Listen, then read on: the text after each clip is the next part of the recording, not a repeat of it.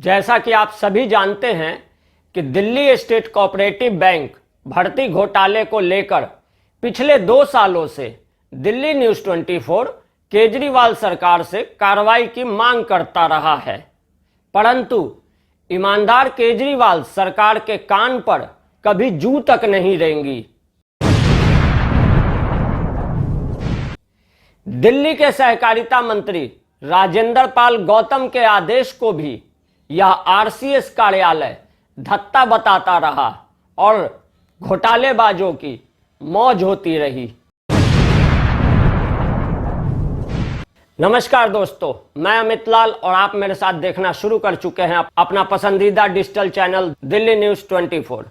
दोस्तों, जैसा कि हमने आपको अपने पिछले एपिसोड में बताया कि कैसे आरसीएस दिल्ली द्वारा जारी एक आरटीआई के जवाब से यह बड़ा खुलासा हुआ कि दिल्ली स्टेट कोऑपरेटिव बैंक की मौजूदा एमडी अनीता रावत को अप्रैल 2016 में मैनेजिंग डायरेक्टर बनाने के लिए बैंक प्रबंधन ने दिल्ली कोऑपरेटिव सोसाइटी एक्ट के प्रावधानों के मुताबिक दिल्ली सरकार से जरूरी पूर्व अनुमति ली ही नहीं। दूसरा, मैनेजिंग डायरेक्टर को एक्ट में member secretary of the board बताया गया है। इस लिहाज से भी इस महिला बैंक कर्मचारी यानी दरियागंज ब्रांच की डीजीएम को इस कोऑपरेटिव बैंक समूह का एमडी तो नहीं बनाया जा सकता। तीसरा, बैंक जिस डीपीसी के रिकमेंडेशन पर अनीता रावत को प्रमोशन देकर एमडी बनाने और फिर उसकी सूचना आरसीएस और एलजी ऑफिस को भेजने का दावा कर रही है, यही इस बात का सबसे बड़ा सबूत है कि चेयरमैन विजेंदर सिंह ने अपने निजी स्वार्थों को पूरा करने के लिए दिल्ली सरकार की दखल को बैंक से दूर रखने और बैंक पर अपना राजनीतिक कब्जा बरकरार रखने के लिए अनीता रावत को नियमों का उल्लंघन कर महज 25 दिनों में डीजीएम से एमडी बना दिया। इतना ही नहीं, चेयरमैन विजेंदर सिंह ने इस बैंक को कब्जा करने के लिए डीएससी रूल की मनमाफिक व्याख्या कर स्टाफ सर्विस रूल को भी बदल दिया। मसलन पहले इस सर्विस रूल के चैप्टर 3 पेज नंबर 15 पर एक प्रावधान था जिसे आप भी अपने स्क्रीन पर देख सकते हैं। 2 मई 1994 को लागू हुए इस सर्विस रूल के पेज संख्या 15 के चैप्टर 3 में conduct, discipline, punishment and appeal के नाम से एक चैप्टर है जिसमें लिखा है ability to abide by subsidiary laws and others orders and direction. इसका पॉइंट 1 का पार्ट ए कहता है central civil service conduct rule 1964 and central civil service classification control and appeal rules 1965 shall mutandis be applicable to the bank employees provided further that। इसका point 4 बड़े गौर से सुनिएगा, penalty of dismissal, removal, retrenchment will be inflicted only with the approval of RCS. जी हां, साल 1994 में लागू स्टाफ सर्विस रूल में सेंट्रल सिविल सर्विस रूल्स लागू थे और किसी भी कर्मचारी को नौकरी से बर्खास्त करने से पूर्व रजिस्ट्रार कोऑपरेटिव सोसाइटी से अनुमति लेनी भी जरूरी थी। परंतु इस कांग्रेसी घोटालेबाज ने, इस विजेंदर सिंह ने बैंक में काम करने वाले ईमानदार कर्मचारियों को नौकरी से निकालने के लिए इसी रूल को बिना किसी की अनुमति बदल डाला। यानी इस आदतन घोटालेबाज के हिसाब से दिल्ली स्टेट कोऑपरेटिव बैंक के बोर्ड ऑफ डायरेक्टर को सेंट्रल सिविल सर्विस के प्रावधानों को बदलने तक का अधिकार है। हाय रे घोटालेबाज, ये कमाल बस कांग्रेसियों का दिमाग ही कर सकता है। इसके बाद 2016 आते आते विजेंदर सिंह की नजर फिर से नांगलोई स्थित उस 715 स्क्वायर यार्ड के बेशकीमती टुकड़े पे पड़ गई जिस पर उसकी सालों से नजर थी।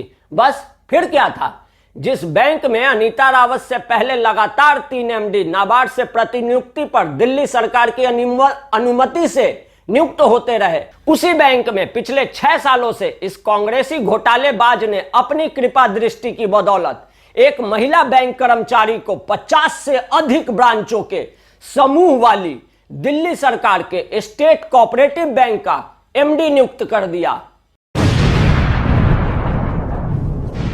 और इसका करप्शन करने का कॉन्फिडेंस तो देखिए कि खुद ही डीपीसी यानी डिपार्टमेंटल प्रमोशन कमेटी का गठन कर उसके रिकमेंडेशन का हवाला देकर प्रमोशन प्रक्रिया की आड़ में अनीता रावत को एमडी बना दिया, जबकि इस तरह का कोई प्रावधान दिल्ली कोऑपरेटिव सोसाइटी एक्ट या बैंकिंग रेगुलेशन एक्ट 1949 या बैंक के बाईलॉज तक में मौजूद ही नहीं है।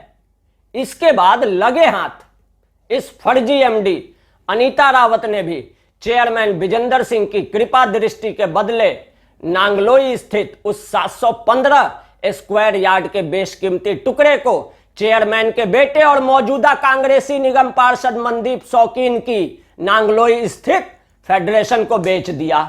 इस बीच दिल्ली स्टेट कोऑपरेटिव बैंक में चल रहे घोटालों और गड़बड़ झाले को छिपाने में सबसे बड़ी भूमिका निभाता रहा दिल्ली सरकार का यही आरसीएस कार्यालय। जी दोस्तों, ईमानदार केजरीवाल सरकार का आरसीएस कार्यालय, जिसके सहकारिता मंत्री खुद राजेंद्र पाल गौतम जी हैं। 2 साल से दिल्ली न्यूज 24 मुख्यमंत्री, सहकारिता मंत्री, नाबार्ड, आरबीआई और आरसीएस दिल्ली से इस फर्जी एमडी पर कार्रवाई करने की गुहार लगाता रहा, परंतु केजरीवाल सरकार अपने कार्यकाल में हुए इस भर्ती घोटाले के खुलासे से डरती रही।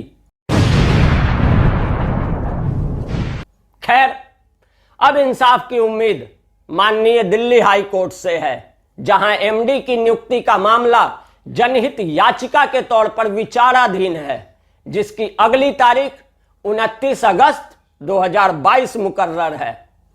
अब तो यह देखना और भी दिलचस्प होगा कि केजरीवाल सरकार का आरसीएस ऑफिस आखिर और कब तक इस बैंक घोटाले पर झूठ बोल पाता है, क्योंकि जिन्होंने दिल्ली के लाखों मिडिल क्लास लोगों के खातों में सेंध लगाकर अपने बंगले सजाए हैं, उन सब की संपत्ति नीलाम कर खाता धारकों का पैसा बैंक में वापस जमा कराने तक तो दिल्ली न्यूज 24 इस संघर्ष में जनता के साथ खड़ा रहेगा।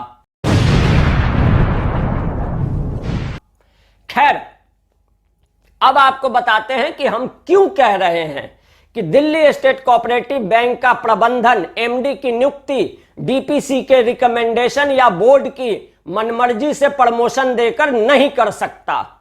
दिल्ली न्यूज 24 के पास मौजूद इस बैंक के जनवरी 2010 को हुई बोर्ड की बैठक के मुताबिक तत्कालीन मैनेजिंग डायरेक्टर आरएस दहिया को दूसरा सेवा विस्तार दिल्ली सरकार ने अपने पत्रांक संख्या 570 दिनांक 27 नवंबर 2009 के जरिए मंजूर किया था।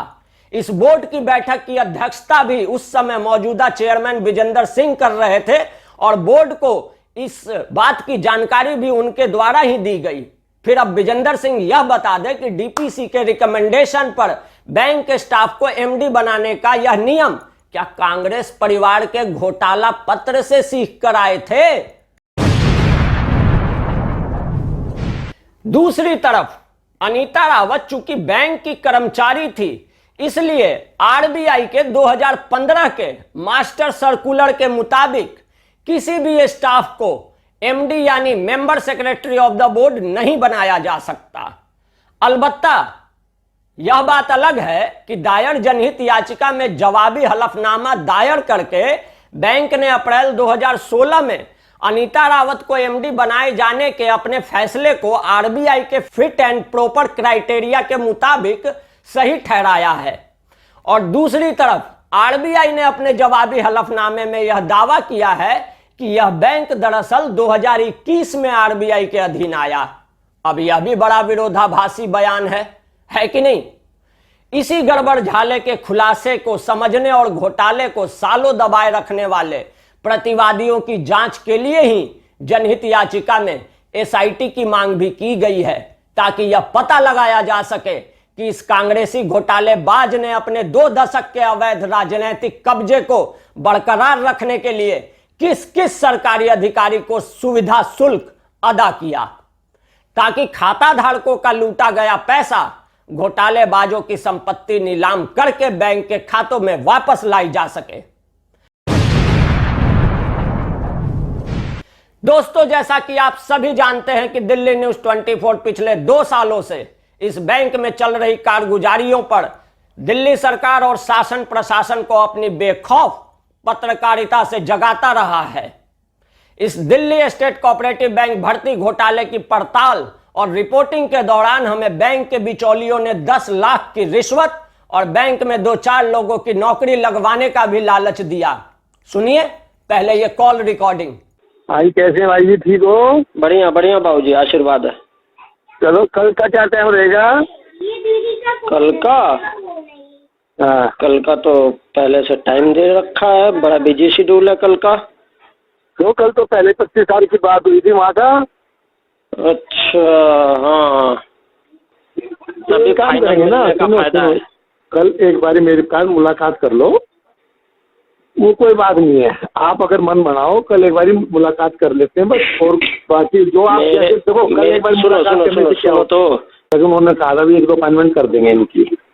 अच्छा, उन्होंने कहा था? सर मैं देखो बात सुनो, मैं कच्ची बात नहीं कहूँगा। सुनो, मैंने एक बात सुनो, मैं अपने मुंह से कैसे कह सकता हूँ, आज बच्चों की लाइफ का वो सवाल है। मेरे अपॉइंटमेंट में आज मतलब 2-2, 4-4, 5-5 लाख रुपए अपॉइंटमेंट होते हैं।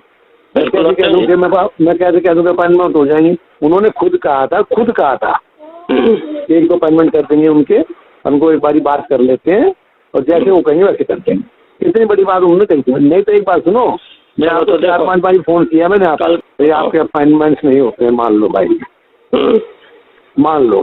तो आप ABCD मान लो किसी का अपॉइंटमेंट करा देते हो बाहर के आदमी का, और उससे आप ले लो।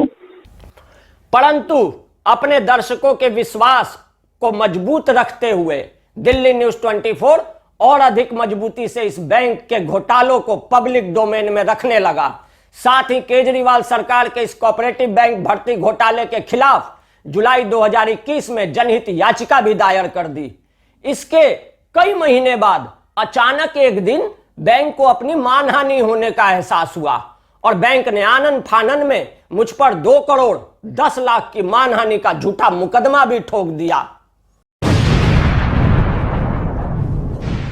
अब बेचारे उस झूठा हलफनामा देने वाले 51 साल के बुजुर्ग AGM लिटिगेशन को खामा-खा दफा 340 की प्रक्रिया का सामना करना पड़ेगा और भरे बुढ़ापे में अगले 7 साल तक शायद जेल की रोटी भी खानी पड़ सकती है। खैर, RCS के दिए 18 फरवरी 2022 के RTI के जवाब से दिल्ली न्यूज 24 के इस दावे पर तो सच्चाई की मुहर लग ही गई कि अनीता रावत को MD बनाने के लिए इस कांग्रेसी घोटालेबाज ने दिल्ली कोऑपरेटिव सोसाइटी एक्ट के प्रावधानों का जमकर उल्लंघन किया।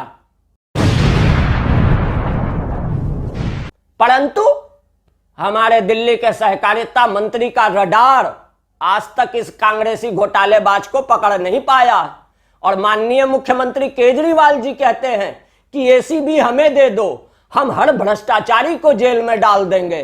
कैसे डालोगे मुख्यमंत्री जी, जब आपके सहकारिता मंत्री का रडार इतना स्लो और कबाड़ है कि आपके सहकारिता मंत्री के कथित रडार से फास्ट सर्विस तो हम 2% के यूट्यूबर्स की है, जो आपकी ईमानदार सरकार के भी इस कोऑपरेटिव भर्ती घोटाले को सिर्फ 2 सालों की पड़ताल में पर्दाफाश कर दिया। मुख्यमंत्री जी, फ्री बांटने से भ्रष्टाचार दूर नहीं होगा, बल्कि अपने RCS जैसे भ्रष्ट अधिकारियों पर कार्रवाई करें तो कुछ बात बनेगी।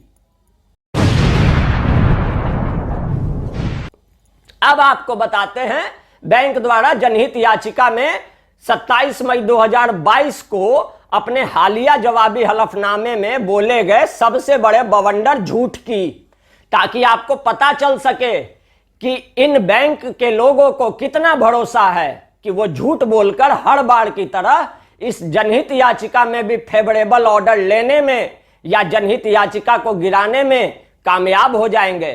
खैर, बैंक प्रबंधन द्वारा अलग अलग अदालतों में अलग अलग जवाबी हलफनामा दायर करने की हरकतों का पूरा एक एपिसोड अलग से भी लेकर आऊंगा।